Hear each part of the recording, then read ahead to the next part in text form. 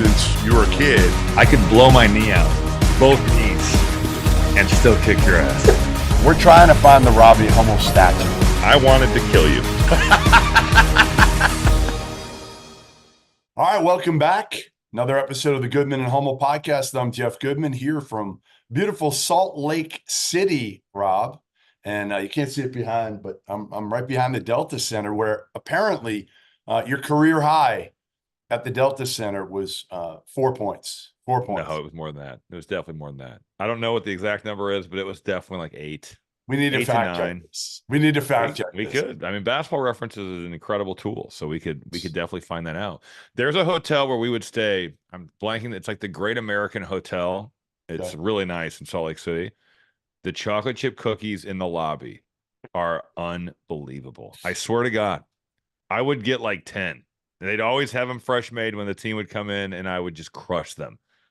You're just trying to get me to go over there, eat about 8 of them, and look even worse when I have to put that jersey on at the pump party. I know you haven't been working out, and no, now that you're on at the all. treadmill grind, yeah, you're actually working this year. I think that it's going to be even worse for you. It's going to be tough without that T-shirt on underneath. It's going to be a tough look. Like there's going to be a lot of people laughing when I walk into the pump party, not just because I'm wearing your jersey, but because of my lack of definition. Because of how little you've trained. You know, you just haven't readied yourself. That's well, a shame. Charleston, and now I'm on the road. I'm going to see about 5 coaches today, hopefully in Utah. I'm going to try to set the record for seeing. Where are you going? Where are you going to see? So I'm going to go up and have lunch here with Eric Duff, the head coach at Weber State. Then I'm going to drive down and see BYU practice. They play Baylor tomorrow. I'll see Scott Drew. Saw him last night. I'll go over and see Utah Valley, Todd Phillips. And then I'm going to try to – I screwed up. I thought Craig Smith and Utah were on the road. They actually have a week off. I didn't realize – I thought they were back-to-back games on the road, but they have a week in between them, so I'm sure they're here today. So I'll try to get over and maybe see him later if I can. But I like Craig Smith. He's always fun at Pac-12 Media Day. No, he's always a good time to interview. Yeah, he ripped on me, I think, right? Didn't he rip on? He did, yeah. He. But honestly, that was the sentiment at Pac-12 Media Day. Everyone that I interviewed either apologized that I have to work with you or just blasted you. It was either way. It should be an honor. I mean, it should be an honor for you to get this in the twilight of my career, to be able to work with me. It's like me working with Bob Ryan. It's very similar to me. I feel it's more like it's like what was that kicker that was it's like playing with Morton Anderson when he was like 49. That's how I feel. He still made him. But like his last year, he wasn't making them anymore. Probably. Why would he stop? If he was still making them, he would have kicked when he was 50. Speaking of which, I just watched the Buffalo Bills 30 for 30 on the flight over. I covered the Bills the last year of Andre Reed. When they had lost in 3 straight AFC title games? 4 straight. 4 straight, yeah. 4 straight. Yeah, it's good. That's a crazy story. Crazy, really good. Weren't they down like crazy big in like 34-3 and came back and won? Was that a division game? Yeah, that was Frank Reich in the AFC. Yeah. Amazing. Yeah, that's right. Probably the greatest comeback in NFL history. Purdue did not put on the greatest comeback in college basketball. Great segue. Against Ohio State with a interim coach, Jake Diebler, coaching the Buckeyes. Chris Holtman was fired last week. We'll talk a little bit maybe about that here in a minute. But I want to know, are you ready finally? Are you finally ready to admit what I've been telling you for a month now? Yukon is the best team in college basketball. Will you just say those words? Yeah, no, they're playing like the best team. Say the words. Repeat after me. They're playing like the best team in college basketball. No. I want you to repeat after me. Right now, they're the best team in college basketball. The season is a long entity. Like you can't just. I mean, yeah. Right now, they're the best team. I watched a lot of the words. No, not that. I don't want to hear them. I don't want to hear they're the best team. I want a clippable thing right now where we can say Robbie Hummel said Yukon is the best team in college basketball. Just say it. All right. Right now, UConn's the best team in college basketball. There it is. There it is. Hold on. My cat is doing. What is Monty doing? Monty he wants to play. Monty, you gotta get down. You have no control in your household. He just walked over. I'm glad he didn't exit out of the Zoom call. Monty just jumped on. Monty the cat. Maybe Monty doesn't like the podcast. He Right. thinks that I need a better partner, I think. I think he wants. No, Well, UConn is the best team. They are the best team. Now that can change. It's not like a permanent designation, but the way they beat Marquette, my goodness. I mean, just they rolled. that was a slaughter. From the Purdue angle, they've won 9 of 10. So like when people are saying, should we be panicking? You've won 9 out of 10 games. Right. The road is tough. Right. And it really is. I think it's amazing that Zach Edey has probably in the last 2 years lost like 7 or 8 games. Or over the last 3 years, they've lost 10 games. I bet they've had the court stormed 10 times on them, which is pretty wild. But I don't think Purdue has been playing as well the last 2 weeks. I haven't felt like they've maybe been Minnesota, at the level right? They struggled against they kind of Minnesota, Northwestern. walked through that game. The Indiana game, they didn't play well and still won by 20. So why? What's your biggest issue if you're worried about one thing about Purdue? Obviously, we're talking about going into the tournament now because, frankly, let's face it. Well, I think I know what it is. I think it's any dynamic guard. I worry about that. I mean, Bruce Thornton had 22 and kind of kept Ohio State in the game early when it looked like Purdue might blow it open. Think about like Boo Buie went for 30, Mark Sears went for 30, Caleb Love went for 30. Isn't that why they got Lance Jones? Isn't that why they got Lance Jones? Yeah, but Lance Jones can only guard one guy. But shouldn't he be guarding that guy? I'm trying to remember who Lance Jones guard. Did he get Caleb Love? He might have been guarding Colin Boswell. Maybe not. Maybe that was Braden. I can't remember at this point. That feels like 10 years ago. Yes. But yeah, I mean that's what he's out there to do, and I think he's been pretty good in that role. I was surprised they only got 9 threes up. That's impressive. But they were 3 of 9 from 3. 3 of 9 from 3. I don't feel like Edey has been as efficient, and he's still been really good. Like, don't get me wrong. I don't think he's. Yeah, and he kept bringing the ball down, and Zed Key and those bigs just kept taking it from the guards. You allow those little guys to come in and take the ball from you. Yeah, I think that he's got to get back to the level that we saw.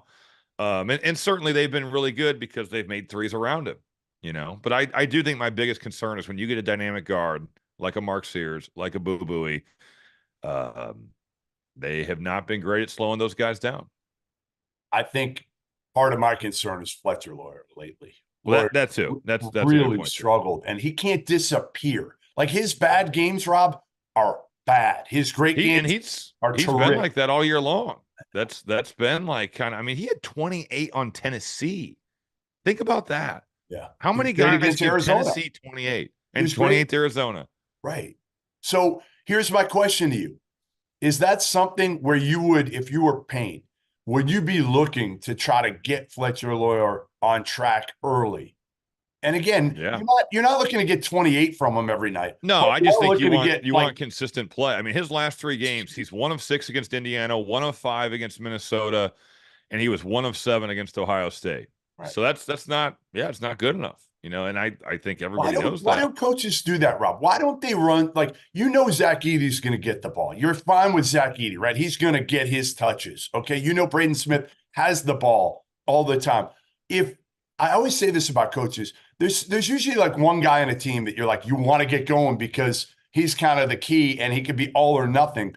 Wouldn't you be running something to try to get Fletcher Lawyer an easy look early in the game to get him? And they do run some of that handoff action to get him to his right hand. They do run some stuff for him, but he's got to make some shots. He's 2 of his last 13 from 2. It's not like it's just he's bricking threes. He's not making 2s either. But that's a big thing going forward. They need him to be a factor, and if he's not going to be, it's not like he's a great defender. You almost wonder, and again, you don't want to crush Fletcher Lawyer's confidence by just benching him and trying to be like, well, we'll try Cam Heide, or you need Fletcher Lawyer. Like you need him, I think, to be a factor. And what's their best lineup, Rob? To him. Rob, what's Purdue's best lineup out there in your opinion? I know it differs depending on matchups for the other team, but overall, what's the lineup you like the best for Purdue? Edey, Gillis, Lance Jones, Braden Smith, and I guess Fletcher when he's going, and if not Fletcher, I guess Cam Heide. Yeah, I'm surprised Heidi hasn't gotten more time consistently throughout the year. I really am. I mean, he's got a body. He guards. He can make a shot. He's a good piece. Yeah, I just felt But like he but I could. think Fletcher gives you the high end, like 27. You have to keep going back. 28 against or 27 against teams like Arizona Yeah. and Tennessee. I don't know, but I think Gillis gives them the best fit. And Mason Gillis has had a great year for Purdue. Yep. Trey Coffin is different. You know, he's a beast on the offensive glass. Certain matchups, I think he's been really successful. But I think they're the best five with Gillis on the floor. As you guys know by now, we've partnered with BetMGM this season. We'll be using BetMGM lines to make all of our picks, and we'll have special offers for the listeners and the viewers of the Field of 68 as we all get ready for the best month of the year, March Madness. If you haven't signed up for BetMGM yet, you can use the bonus code FIELD150 and you will get $150 in free bets on your first wager with BetMGM, regardless of whether or not you win that first bet. Here's the best part. All you need to do is deposit and bet $5 of your hard-earned money. This is how you make it work.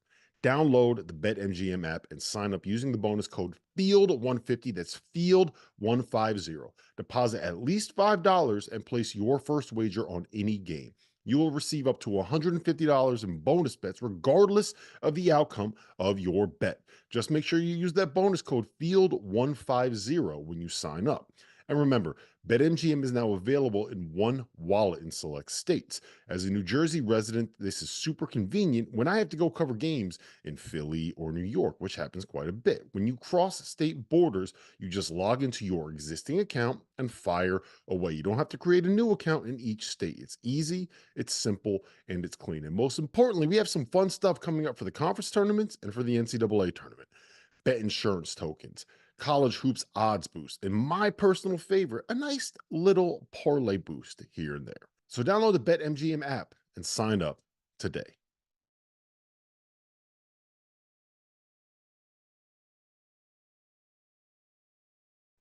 The Yukon Huskies, as you mentioned, absolutely boat race Marquette. They did. They've lost one game since I think it's like mid-December. They've won 14 straight, right? Right. In a conference that again has some the bottom has some bad, like DePaul, Georgetown. They are not dead good, weight, but dead weight at the bottom. But again, listen, 14 straight is still 14 straight. Well, and they've only played DePaul once in that stretch, and twice in that stretch in Georgetown. They've played both teams. They've played twice. They played both those teams twice. Can you come back later, please? Thank you. We got the cat interrupting. We got housekeeping interrupting. This is a disjointed podcast. Shit show of a pod so far, especially when you have to admit that UConn is the best team in the country. Well, they are right now. Yeah. That is really tough, but they don't have. It's not that tough for me. You know, it's really not that tough. They're playing great, so I can live with saying that. Here's my difference for UConn is there's no hole on the Huskies, and I like their bench better. Obviously, we know they want it all too. So you've got a bunch of guys in Tristan Newton and Alex Caravan and Don McClingan that have rings, right? So they've already done it. They've got that kind of in the back of their mind that they've got that swagger. I honestly think Stephen Castle's been the kind of the guy that's come in along with Cam Spencer. I mean, Cam Spencer's been awesome. Don't get me wrong; he could be Big East Player of the Year, but Castle just gives him something different at the highest end where. Like Lance Jones is solid for Purdue. Like Castle is unbelievable in terms of his upside. I think saying that Lance Jones is just solid is disrespectful to Lance Jones. This team has lost 3 games, Jeff. Like I know that they didn't play well the last game, but just saying he's solid. And look, Steph Castle is really talented. He's probably going to be an NBA player in 4 months. But I think that Lance Jones is better than solid. I totally disagree with you. All right. I mean, that's fine. That's fine. He's better than solid, but I mean, we're acting like Purdue has lost 4 straight. They lost 1 game. So they did. No, listen, I just think there's not a significant gap, but I think where we had them is like 1A and 1B before. I think now, I mean, that's fine. But I think that you've been hanging out on After Dark too much. You just that's hot take central here. You know, what do you mean? Lance Jones only solid? He's been better than solid. Them. He's better than solid. You've been on After Dark too much. You got to have these hot takes. This is what you are now. I am not a hot take artist. I don't know about that. But I just I agree. like, UConn's the best. go They are the through best it. team. Like go through it, and you're like, okay, Newton, really good, solid. Cam Spencer, really good. Don't worry about him. Caravan, really good. Now all three of those can shoot the hell out of it too. Okay, you don't. Every time those guys shoot it, especially like Cam Spencer, you think it's going in. There's nobody for Purdue you can say that. There's nobody, even though they're shooting. Which team shoots a better percentage from three? I don't know, but which team in the NCAA tournament do you trust shooting it? That's last year, dude. I know, I'm just asking you a question. Which team has a better? I mean, Purdue is shooting 40% from three on the year. They're the fourth best shooting team, and you're trying to preach to me that UConn has these guys that never miss, and their team shoots 36. I mean, come on. Like, some of the hyperbole here is wild. It really is. You gotta look at the numbers. All right. I mean, UConn has great shooting. I'm not saying they don't, but when you're talking about how, oh my God, UConn, they shoot the ball so amazing, yet they're 4 percentage points worse than Purdue. Come on. Look at Hummel digging into his Ken Palm. Digging It's in. easy to look at. I mean, Love anyone that pays $20 a freaking year can do it. So a lot of maybe money. you need to invest. You need to invest in Ken having some Palm, knowledge instead of Torvik, just throwing shit at the wall. I live on Torvik. Live on it. Can you only imagine? Torvik's good too. They're both good. Yeah, I just don't. Again, I like their bench. I think they've got more definition with the roles. The big question is like Clang, can he stay on the floor against Edie if they play against each other? It's still the matchup everybody wants to see in the national title game. It would be really fun again with the storylines, right? Think about that. Purdue, the storyline repeat versus redemption, right? That's what it would be. It would be the redemption against the back-to-back. I mean, it'd be amazing. And the repeat against redemption, right? Oh, I didn't hear you say repeat. Oh, yeah. It wasn't just the Purdue angle. I gave the UConn one as well. Yes, very nice of you. Hey, going back to Ohio State quickly. If you are if you're Ross Bjork, who's taken over as the AD and is going to make the call on this one, Gene Smith made the call to fire Holtman. Who do you want? Who would be? And I mean, I can give you a couple names here. I mean, I think that the names are pretty universal, right? I mean, Sean Miller is going to be talked about. Yep. Greg McDermott's going to be talked about. Dusty May is going to be talked about. Am I missing anybody else? Those are the main ones I think right now. Is you're looking at McDermott and Sean Miller probably. Yeah. Who do you like? If you had to pick between those two, who would you take? Man, I mean, I think Sean Miller is a really good coach, but I think Greg McDermott their offense is awesome to watch. I'd be good with either. I mean, I think both would be good hires for Ohio State. I think McDermott in the Big Ten is incredibly interesting. You know, in a league that's so physical, to go with kind of the offense, the 5-out stuff they run. Yeah, I don't think that there's a wrong answer, but I'd be really intrigued by Greg McDermott at Ohio State. Yeah, I think you're right. If you are Ross Bjork and you can get one of those two, you are celebrating. You are absolutely celebrating. They're 1A and 1B as far as, for my wish list. And, I think McDermott's probably a little more movable, but the key for both of them leaving their current spots is NIL. What are you going to bring to the table for Ohio State NIL-wise? Because Chris Holtman did not have a huge war chest.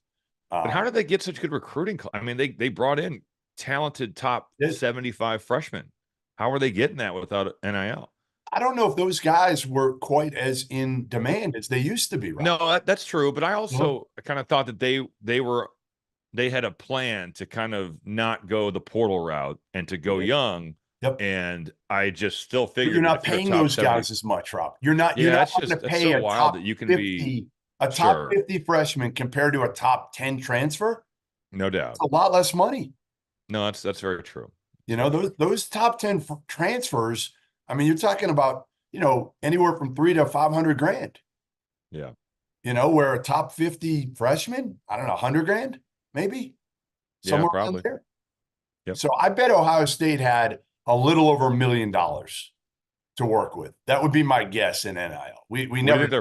What is their football team's budget? Probably 20 million, probably more. That's insane. I don't know. They were behind, I think, anyway. I think even their football was a little bit behind, but I'm sure they it's been late to get there, but I think that they've found a way to catch up. So I did a doubleheader on Saturday. We went to Texas A&M, Alabama, which was kind of a nondescript game. We At Bama in at Bama. Tuscaloosa. That was an afternoon game, actually 11 a.m. local game. And Texas A&M, they're okay. They're okay. He plays three bigs. Yeah. At the same time, I don't understand it. Wade Taylor. They try to just crush you in the glass. I mean, they didn't. And they didn't crush Alabama on the glass. You need to almost double up teams on the glass. Yeah. If you're going to play three bigs. And Nate Oates did a great job on Wade Taylor. And he's got a good team. Not a great team. I mean, they're right now in first place in the SEC. And they play a fun brand of basketball. I mean, they shoot a ton of threes, and they're the analytics guru's dream, But yeah, awesome. A&M's the number one offensive rebounding team in the country, and that's what they have to do. If they don't do that, they're in trouble. When you're hiring for your small business, you want to find quality professionals that are right for the role. That's why you have to check out LinkedIn Jobs. LinkedIn Jobs has the tools to help find the right professionals for your team faster and for free. I've used LinkedIn many a times, and listen, I'm not good at this stuff, but this is about as easy as it gets, and I found the right people as well. So it's been absolutely perfect for me. LinkedIn isn't just another job board. It has a vast network of more than 1 million professionals, which makes it the best place to hire. Gives you access to professionals you can't find anywhere else. Does all that while making the process, like I said, so easy. Hiring is easy when you have that many quality candidates. So easy, in fact, that 86% of small businesses get a qualified candidate within 24 hours. LinkedIn knows that small businesses are wearing so many hats, might not have the time or resources to hire. So LinkedIn constantly finding ways to make the process easier. They even just launched the feature that helps you write job descriptions, making the process even easier and quicker. So post your job for free at linkedin.com/good. That's linkedin.com/good to post your job for free.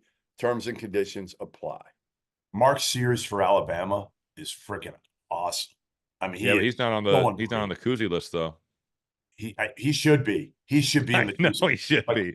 It's insane that he's not. Like he actually the list is trash. So maybe a top 5 point guard in the. He's carried them like he is, and watching him in person, it's really impressive because he's small, and you don't think he's got an extra gear. But he does. Like he can get to the basket. He's got that gear. He can shoot it from 3. He can make people better. He's really good. They don't really guard. How talented was that Ohio team? I know that he was young, but man, really good. They had a lot of good players. Really good. Yes. So then we went to Kentucky Auburn, and we were expecting, in the jungle at Neville, like, all right, this could get ugly the way Kentucky's been guarding lately. And it was kind of ugly. Kentucky pretty much led wire to wire. Auburn never truly threatened. They cut it to 5, and then Antonio Reeves hit a 3. Reeves was unbelievable, made every big shot. But Kentucky held Auburn to, I think it was 59 points. 59 points, yes. Yeah. And they had just held Ole Miss to 63. And they guarded, and they got up in. That was a big difference. I thought they got up in Auburn's guards. And the other thing was, it's a good matchup for Kentucky, Rob, because Auburn's guards can't really make plays one-on-one. They're not guys that are going to blow by you. They're small, and they're not lightning quick, and they don't shoot it great. So it kind of was a good matchup for Kentucky. Are you back now? Are you feeling pretty good about Kentucky again? Because I know I'm encouraged that they hold anybody to 59. You look at box scores and you're like, well, another 90-point game where Kentucky gives up that many points. I need to see more of this, but you got to see them in person. Is this sustainable for Kentucky? Well, again, I think part of it was matchups. That when you have a dynamic guard and they're going against them, it just seems like they play the Ole defense a lot of times, and they just let guys go right by them. I think their manhood was questioned, and they heard it. And it's like, people said it about you, right? He can't guard, he can't guard, he can't guard. They did not say that about me. And finally, Maybe in the NBA they said that, but I was a strong positional defender. So I know I was said that in the about right you in place. college. I know I said he can't guard. Maybe you just weren't listening to me. But you know what? That just shows me that you maybe you just don't know the game that well. Maybe you just don't know it that well. But I guess what I'm getting at is and it's a little bit different now than when you played because Twitter and the social media universe wasn't what it is. But these Kentucky kids are seeing it on social media. No, I mean, you're hearing it every day. You're hearing it every day. You can't guard. You guys suck defensively. Yeah. Right? Were you more impressed with Kentucky or more disappointed in Auburn in watching this game? Oh, it's a good question. Impressed with Kentucky. Definitely impressed, but also just when you saw Auburn in person, you're like, oh my God, Bruce Pearl has done an unbelievable job with this group, getting them to where they are right now, that they're, a 3-4 seed, somewhere in that range. Amazing because they don't have, Janai Broom's good. He's good, but he's not like all world good. Like the talent gap, Rob, was incredible to watch between Kentucky and Auburn on the court. Incredible. Right. But listen, the most entertaining part was like post game because Cal. Yeah, was that maybe to you? I don't know. Everybody says it was. I was videoing it because he started his rant, and normally I don't video a post game, but I was like, oh man, this is going to be fun. He started talking about, don't go after my players. But that was my question. Who's gone after any of his players other than so they don't guard? I mean, that's a fact. As a team, right? Nobody singled out a player and said, like, he's not guarding. He's the problem. It's a team thing where if you're giving up 93, 100 points. I mean, the box score can tell you they don't guard. Yes. You don't even have to watch the game and you could see that their defense has been bad. I was just shocked that he didn't come out and do what most coaches would have done after that game. But he's Cal. He's always got kind of and say what? Like, yo, we can build on this. This is a step forward. Yeah. Like, hey, that was a great performance. I'm really proud of these kids, and they've made a lot of progress in the last. He went on the offensive at Jeff Totally. Goodman. And it's like you're puffing your chest out when you haven't done anything in the tournament in 4 years instead of being humble. And then he goes on to his rant of like, well, guys, I got to go because I'm flying to Indianapolis to watch our record-setting number of NBA All-Stars. Like, dude, come on. Enough. Do you think that Kentucky fans were hyped to hear that? I'm sure know. that made but you know what? When you win, you can. It's more tolerable to hear that type of statement. At least they didn't lose, and he said he was going to do that. That would have been really bad. Well, that's the thing. Right now, the Kentucky fans were like, they're up, and then 3 weeks ago, they're like, this team sucks, we suck, and now they're back again. Yeah. They're feeling good. So, we'll see where they go, but certainly they look like a team that can make some noise. That's a big game next Saturday, Alabama at home. Yeah, that's a big one. If they just guard, they don't have to do that every game because again, Alabama's a little bit. They're more dynamic. They're more dynamic than Auburn is. Yeah. And remember, Jalen Williams got hurt in that game. Luckily, he's not out for the season. The other thing with Kentucky, Rob, that I thought was important was the kid on Yensu played like 30-plus minutes, and Trey Mitchell was hurt again. And defensively, he's so much better because he gives you a shot blocker. He gives you a guy that can clean up some of their mistakes. I would be playing him 28 minutes every game from here on out. Big Z wouldn't see the floor. Aaron Bradshaw played like 3 minutes. The hype of Big Z has petered out. It's definitely the debut was impressive. He's always going to have the debut, Rob. Always, you can't take it away from Big Z. That's high level stuff for him. He came out guns blazing. I thought it was funny just in reading some stuff about the Kentucky Auburn game. All I saw was about how both fan bases, more so Auburn, but they thought the game was officiated in like the most horrible way. That's every fan base you see anymore. Every fan base, they lose. Every game. The game was a tragedy, ref show. And then I saw a clip of, I think it was where Jalen Williams got hurt. He went up to dunk that. Yep. Dude, the defender goes vertical. Jalen Williams hits this dude right in the face with his off arm. And then there is some, but it's like, and this Auburn fan is just like, this is a clear foul. And all I thought was, this is definitely an offensive foul. It's amazing. It blows me away. Every game you watch, every game you do, the losing team, it's never, oh, well, we gave up 20 offensive rebounds, or, oh, we went 2 of 30 from 3. or, oh, we did this. It's always the ref screwed us, and that has to just be exhausting for everybody. I am so sick of hearing that, but that's all you hear. It's all we hear now. You do. Hey, you saw Illinois this weekend. Give me your take, kind of where they're at now, Rob. Now that they've had 3 weeks or so with Terrence Shannon back, like, do you feel much better? And you can also break down Coleman Hawkins's social media game if you'd like as well. That's an interesting thing there. I think I like Illinois. I think that they're kind of finding their way with Shannon back in the lineup. He was phenomenal in the win at Maryland. They still do some things late game that make you really scratch your head. And I come back to the game at Northwestern, think about the way they imploded late against Nebraska. There's a couple others where they have not. Michigan State. The Michigan State game, they go from up 6 or 7 to down 5 in the matter of like 2.5 minutes. So there's still some late game things. And there was a play that swung the game. Coleman Hawkins saved a ball through, like, think about when you were playing 500 as a kid and you throw a pass and he throws it back towards Maryland's basket to half court. It gets stolen, and Marcus Damask makes just an incredible play. Hawkins goes, I think when he saved it, he fell down. So he gets back up. Damask gets the stop. They throw it down, 4-point swing, and a 5-point swing. Yeah. It was an and one. Yeah. So that kind of changed. That was the game there, play of the game. And that could have went the other way easily. You save the ball going to the other end where Jameer Young could have easily scored that, and it's catastrophic. Might lose. Yeah. You maybe lose the game.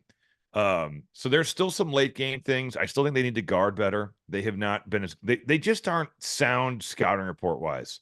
They mess things up where you're like, that can't be what the plan is, right?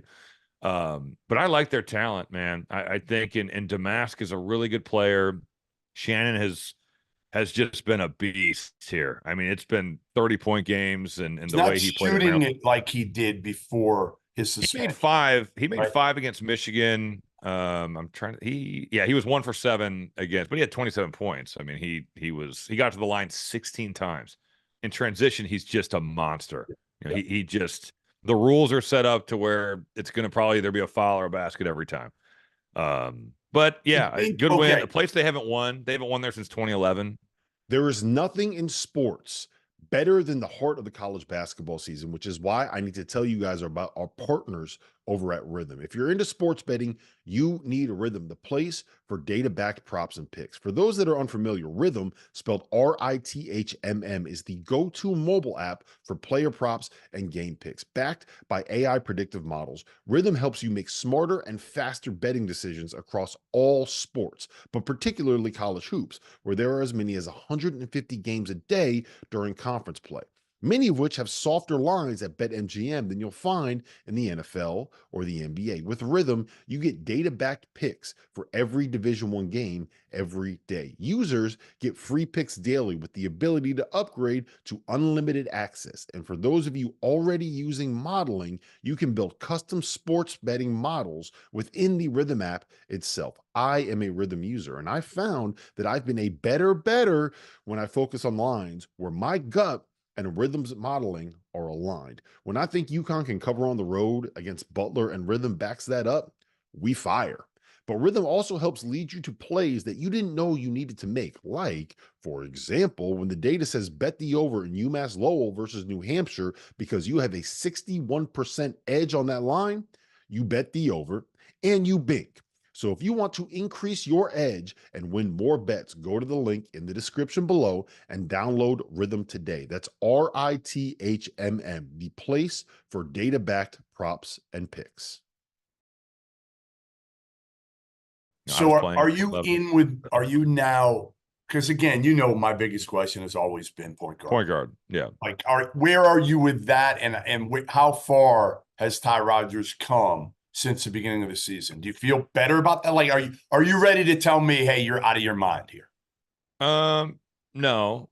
Ty Rodgers has played well. He's kind of like fluctuated in what he's had games where he's just unbelievable rebounding. He's had games where he's scored. He's had games where he's only played 8 minutes. He's kind of up and down. Their lineup is fascinating right now because Rodgers' minutes fluctuate. Luke Goody has gone from starting to playing. He played 9 minutes at Maryland.